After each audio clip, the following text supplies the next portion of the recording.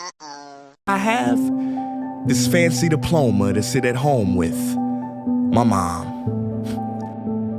But luckily, they did teach me some important skills like factoring trinomials and how mitochondria is the powerhouse of the cell. I'm so happy I remember the Pythagorean theorem, because it helped me a lot. Okay, I'm lying. Let me stop. Because all the stuff they taught me, truthfully, I forgot. Mom, remember when you would ask me, what did you learn in school today? And I would say, nothing much.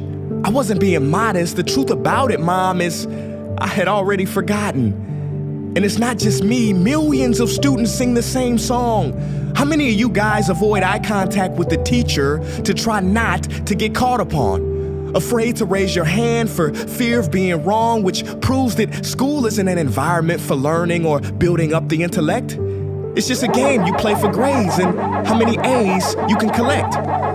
But I guess what do you expect when the most commonly asked question in class is this gonna be on the test?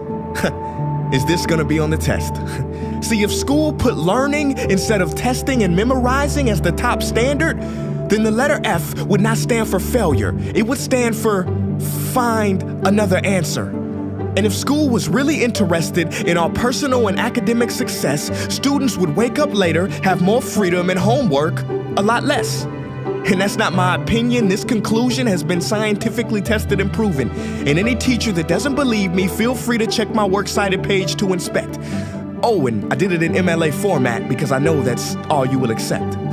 See, students would get more benefit from an extra hour of sleep than putting them through the torture of an extra essay, reading 150 pages, doing problems 1 through 60 on the worksheet, and having 3 projects due by the end of the week.